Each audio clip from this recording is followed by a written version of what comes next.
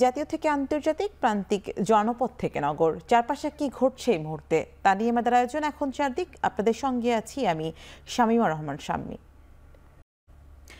সাবেক প্রধানমন্ত্রী শেখ হাসিনার মুখ্য সচিব ও উপদেষ্টা কামাল নাসের চৌধুরীকে গ্রেপ্তার করেছে ঢাকা মহানগর গোয়েন্দা পুলিশ ডিবি। সকালে ডিএমপির পক্ষ থেকে জানানো হয়, মঙ্গলবারের দিবাগত রাতে রাজধানী থেকে তাকে গ্রেপ্তার করা হয়। গত জানুয়ারি মাসে দ্বাদশ জাতীয় সংসদ নির্বাচনের পর কামাল আব্দুল নাসের চৌধুরীকে উপদেষ্টা হিসেবে নিয়োগ দিয়েছিলেন সাবেক প্রধানমন্ত্রী শেখ হাসিনা। এর আগে তিনি প্রধানমন্ত্রীর কার্যালয়ের মুখ্য সচিব হিসেবে দায়িত্ব পালন করেন। এছাড়াও তিনি বঙ্গবন্ধু শেখ মুজিবুর রহমানের জন্মশতবার্ষিকী উদযাপন জাতীয় কমিটির বাস্তবায়নের প্রধান সমন্বয়ক হিসেবে দায়িত্ব পালন করেছেন।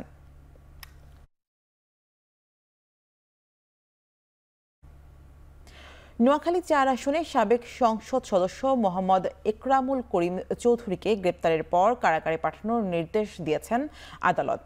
সকাল 7:15টায় নোয়াখালীর সিনিয়র জুডিশিয়াল ম্যাজিস্ট্রেট আদালতের ১ নম্বর আমলি আদালতের senior judicial magistrate Sajjad Hossain তাকে কারাগারে পাঠানোর নির্দেশ দেন। এর আগে মঙ্গলবার রাতে চট্টগ্রাম নগরীর খুলশী থেকে গ্রেপ্তার করা হয় একরামুল করিম চৌধুরীকে। তার বিরুদ্ধে নোয়াখালীর সুধারাম ও সোনাইমুড়ি থানায় একটি করে হত্যা মামলা, একটি বিস্ফোরক ও অপহরণ মামলা এবং কবিরহাট থানায় একটি অস্ত্র মামলা সহ মোট 4টি মামলা রয়েছে। র্যাব জানায়, গোপন সংবাদের ভিত্তিতে তাকে খুলশীর একটি বাড়ি থেকে গ্রেপ্তার করা হয়। এ সময় তার কাছ থেকে টাকা সহ বিদেশি মুদ্রা উদ্ধার করা হয়। এর আগে একরামুল করিম চৌধুরী 2008 সালের 29 ডিসেম্বর অনুষ্ঠিত নবম জাতীয় সংসদ নির্বাচনে প্রথমবারের মতো সংসদ সদস্য নির্বাচিত হন। পরে দশম, একাদশ ও দ্বাদশ জাতীয় সংসদ নির্বাচনেও তিনি পুনরায় সংসদ সদস্য নির্বাচিত হন। খুলনা ৪ আসনের সাবেক সংসদ সদস্য ও সাবেক ফুটবলার আব্দুস সালাম মুর্শিদিকে গ্রেপ্তার করেছে র্যাব। মঙ্গলবার রাতে রাজধানীর বসুন্ধরা আবাসিক এলাকা থেকে তাকে আটক করা হয়। 2022 সালে খুলনার ফুলতলায় সংঘটিত একটি হত্যাকাণ্ডের আসামি হিসেবে তাকে গ্রেপ্তার করা হয়েছে। সাবেক এই সংসদ সদস্য গত 8 আগস্ট ফুটবল ফেডারেশনের সিনিয়র সহসভাপতির পদ থেকে পদত্যাগ করেন। তৈরি পোশাক খাতের ব্যবসায়ীদের সংগঠন বিজিএমই এর সভাপতির দায়িত্ব পালন করেছেন মুর্শিদি।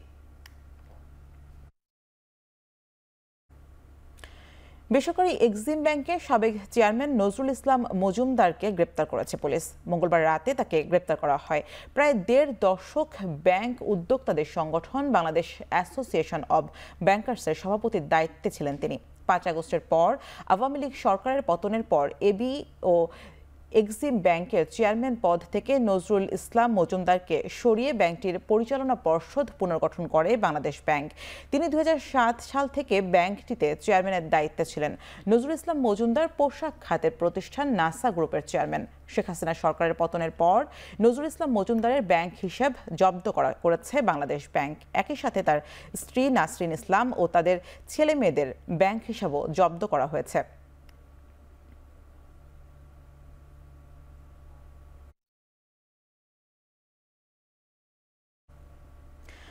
পল্টন থানার গাড়ি পোড়ানোর মামলায় বিএনপির মহাসচিব মির্জা ফখরুল ইসলাম আলমগীর, রুহুল কবির রিজভী সহ 8 জনকে খালাস দিয়েছেন আদালত। বুধবার ঢাকার চিফ মেট্রোপলিটন ম্যাজিস্ট্রেট আদালতের মামলাটি শুনানি হয়। শুনানি শেষে মামলা থেকে তাদের খালাস দেন ম্যাজিস্ট্রেট জিয়াদুর রহমানের আদালত। আইনজীবী বলেন, 2012 সালে সিটি কর্পোরেশনের ময়লার গাড়ি পোড়ানোর ঘটনায় পল্টন থানায় একটি মামলায় দীর্ঘ 12 বছর পর খালাস পেয়েছেন তারা। মামলার মোট আসামি ছিল 9 জন, এর মধ্যে 1 জন মারা যায়, বাকি 8 জনকে খালাস দেওয়া হয়েছে। ফখরুল ইসলাম আলমগীর এবং বিএনপির সিনিয়র যুগ্ম মহাসচিব অ্যাডভোকেট রুহুল কবির রিজভী 14 বছর পরে একটা মামলা থেকে খালাস পেয়েছেন। এই মামলাটি হয়েছিল পল্টন থানায় ময়লা গাড়ি পোড়ানোর মামলা। ওনাদের মতো সজ্জন ব্যক্তি, তাদেরকে বিগত সরকার কতটা হেয় প্রতিপন্ন করার জন্য একটা ময়লা গাড়ি পোড়ানোর মামলা দিয়ে আজকে এত বছর হয়রানি করেছেন। জনাব মির্জা ফখরুল ইসলাম আলমগীর ও অ্যাডভোকেট রুহুল কবির রিজভী সহ 8 জনকে এই মামলা থেকে খালাস দিয়েছেন। বিএনপির নেতাকর্মীদের ওপর আওয়ামী লীগ সরকারের আমলে এবং ১/১১ সময় করা সকল মিথ্যা মামলা প্রত্যাহারের আহ্বান জানিয়েছে দলটির স্থায়ী কমিটির সদস্য ডাক্তার AZM জাহিদ হোসেন। সকালে নয়াপল্টনে দলটির কেন্দ্রীয় কার্যালয়ে এক সংবাদ সম্মেলনে তিনি এই আহ্বান জানান। আজকে যারা শাহাদত বরণ করেছে সেই ছাত্র জনতা বলেন আর বিএনপির গত 16 বছর আন্দোলনে ইলিয়াস আলী, চৌধুরী আলম, হিরু সহ আমাদের যে সমস্ত শত শত নেতাকর্মী গুম হয়েছে, প্রত্যেকটার বিচার করতে হবে। আর মিথ্যা মামলা দিয়ে আমাদের নেতাকর্মীরা, বিরোধী দলের নেতাকর্মীরা আজকে এখনো কোর্টে হাজিরা দিতে হয়। কাজেই বলবো যত দ্রুততার সম্ভব সকল মামলা প্রত্যাহার করার উদ্যোগ গ্রহণ করেন। স্বৈরাচার যে আন্দোলন প্রায় করে মামলা দিয়েছিল আর 111-এর তৎকালীন সরকার যে সমস্ত মামলা দিয়েছিল প্রত্যেকটা মামলা প্রত্যাহার করে আজকে ন্যায় বিচার, আইনের শাসন প্রতিষ্ঠা করার পথ উন্মুক্ত করেন। দেখছেন এখন চারদিক। আজ শুভ মহালয়া। চণ্ডীপাঠের মাধ্যমে শুরু হয় মহালয়ার আনুষ্ঠানিকতা। দেবীর আগমনী বার্তা হয়ে উঠে আসে ভক্তদের চোখে মুখে। ধূপপ্রদীপ, উলুর আরতি আর যজ্ঞের মাধ্যমে মহালয়ার দিনে দেবীর অভ্যর্থনায় পূজা করা হয়। বেলতলায় বসানো হয় ঘট, সে সাথে তিল ও তর্পণ দেয়া হয় পূর্বপুরুষদের শান্তি কামনায়।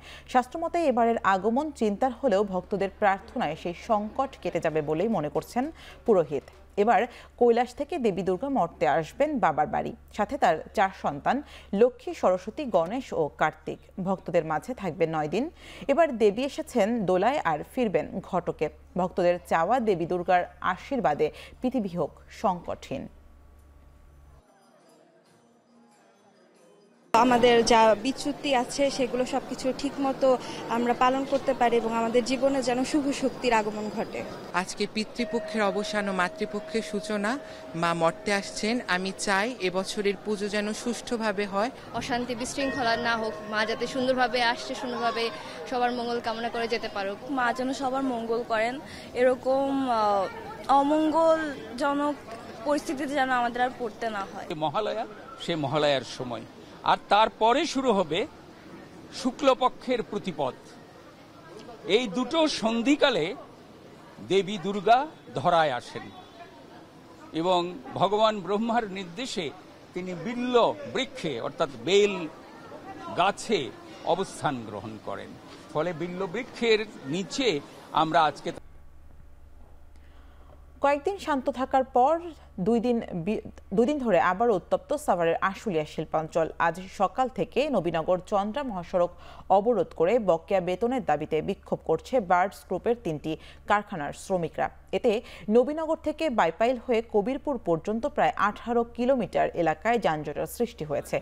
এর মধ্যে চন্দ্রামুখী সড়কে নবীনগর থেকে বাইপাইল পর্যন্ত ও ঢাকামুখী লেনে কবিরপুর থেকে বাইপাইল পর্যন্ত যানজট সৃষ্টি হয়েছে। এছাড়া ঢাকা আলজিয়া মহাসড়কে প্রায় 5 কিলোমিটার ও আবদুল্লাপুর আশুলিয়া বাইপাইল সড়কেও দীর্ঘ যানজট সৃষ্টি হয়। এতে চরম ভোগান্তিতে পড়েছেন এই পথের চলাচলকারীরা। আইন শৃঙ্খলা বাহিনীর সদস্যরা শ্রমিকদের সড়ক ছেড়ে দিতে বললেও দাবি আদায় না হওয়া পর্যন্ত আন্দোলন চালিয়ে যাওয়ার কথা বলেছেন শ্রমিকরা। এদিকে শিল্পাঞ্চল গাজীপুরে সকাল থেকেই কাজে যোগ দিয়েছেন শ্রমিকরা। তবে 1.5 ঘন্টা পরই শহরের নলজানি ও ভোগড়া এলাকায় বেশ কয়েকটি পোশাক কারখানায় সাধারণ ছুটি ঘোষণা করা হয়। সকাল 9টার দিকে চাকরির দাবিতে ভোগড়া এলাকায় চাকরি প্রত্যাশীরা মহাসড়ক অবরোধ করলে নিরাপত্তার সংখ্যায় এসব কারখানার সাধারণ ছুটি ঘোষণা করে কর্তৃপক্ষ।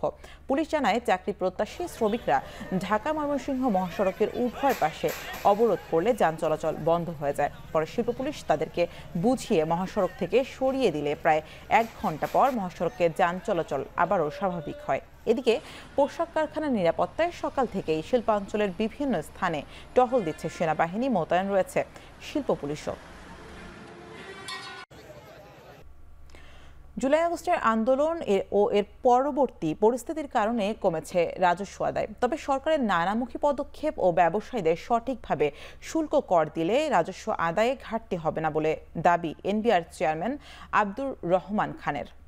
সকালে চট্টগ্রাম বন্দর ও কাস্টমস কর্মকর্তাদের সাথে মতবিনিময় সভায় তিনি আরও বলেন, এসআইকুডা সার্ভারের সংকট নিরসন ও পূর্ণাঙ্গ অটোমেশনে এনবিআর জোর দিচ্ছে। কোনো হয়রানি ছাড়া দ্রুত ও সিমলেস সেবা নিশ্চিতে কর্মকর্তাদের দক্ষতা বাড়াতে নির্দেশনা দেন তিনি।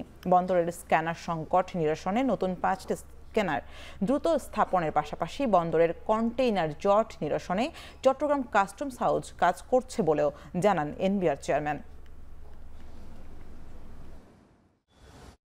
আমাদেরকে প্রফেশনাল হতে হবে, আমাদের এফিসিয়েন্সি লেভেল বাড়াতে হবে এবং আমাদের ক্লায়েন্ট ওরিয়েন্টেড হতে হবে। আমরা যেহেতু বিজনেস পিপলদেরকে সার্ভ করি, তাদের প্রতি আমাদের সহমর্মী হতে হবে এবং তাদেরকে দ্রুত আমরা সেবা দিব। এবং শরীয়তপুরের নড়িয়ায় কীর্তিনাশা নদীর ওপর নির্মাণাধীন ফুট ওভার ব্রিজের পিলারের বাল্কের ধাক্কায় ভেঙে পড়েছে ব্রিজের অর্ধেক অংশ।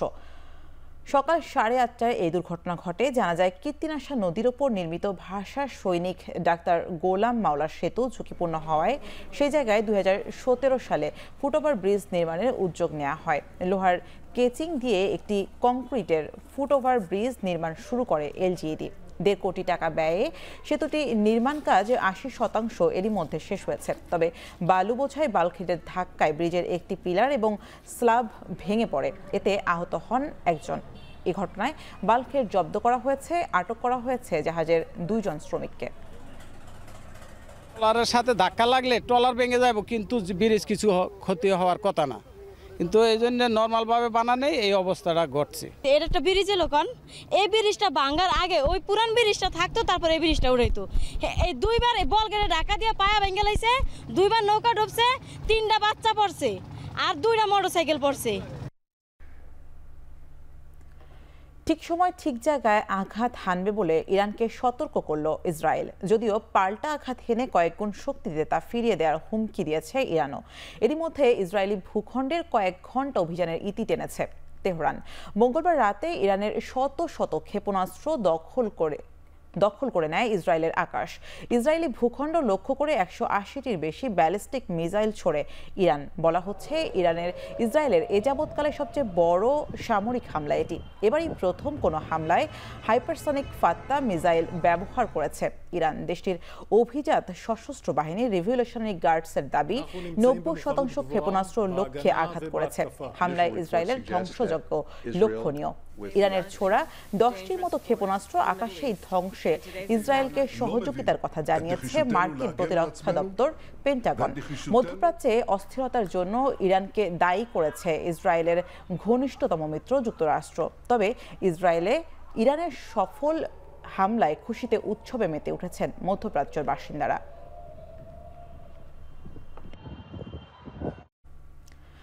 ইসরায়েলে ক্ষেপণাস্ত্র নিক্ষেপের পর ইরানকে হুমকি দিয়ে যাচ্ছে যুক্তরাষ্ট্র সহ পশ্চিমা বিশ্বের অনেক দেশ। চলমান অস্থিরতায় জ্বালানি সংকটের ভয়ে তেহরানের বাসিন্দারা ভিড় জমিয়েছেন পেট্রোল স্টেশনগুলোতে।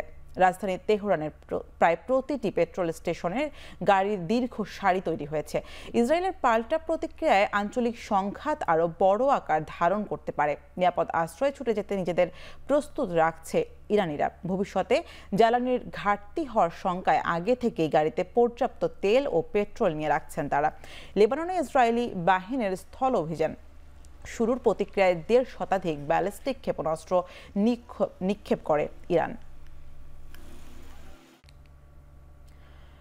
ইরান ইসরায়েলের চলমান সংঘাত নিয়ে প্রধানমন্ত্রী বেনিয়ামিন নেতানিয়াহুর সঙ্গে আলোচনা করবেন মার্কিন প্রেসিডেন্ট জো বাইডেন। ইরানকে কিভাবে জবাব দেওয়া হবে মূলত সেই বিষয়ে দুই নেতা আলোচনা করবেন। ইরানের ছোড়া ক্ষেপণাস্ত্রের বেশিরভাগই ধ্বংস এবং প্রতিরোধ করা হয়েছে। ইরানের আক্রমণে খুব একটি ক্ষয়ক্ষতি হয়নি ইসরায়েলে। হোয়াইট হাউসে সাংবাদিকদের বাইডেন বলেন, এই ঘটনা প্রমাণ করে যে ইসরায়েলের সামরিক সক্ষমতা অনেক এবং মার্কিন বাহিনীও তাদের সক্ষমতার পরিচয় দিয়েছে। মার্কিন যুক্তরাষ্ট্র সম্পূর্ণরূপে ইসরায়েলকে সমর্থন দিয়ে যাবে, এটি কোনো সন্দেহ নেই। তবে ইরানের বিরুদ্ধে কী ধরনের প্রতিক্রিয়া নেওয়া হবে তা এখনও ঠিক হয়নি।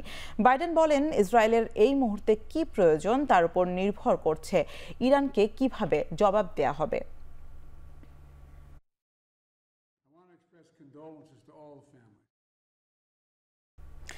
শেষ করছি এখন চারদিক। এখন টেলিভিশন ওয়েবসাইটে দেখতে ভিজিট করুন www.ekhon.tv। ফেসবুকে দেখতে ভিজিট করুন facebook.com/tv.ekhon এবং ইউটিউবে এখন টেলিভিশন দেখতে ভিজিট করুন youtube.com/c/ekhon tv।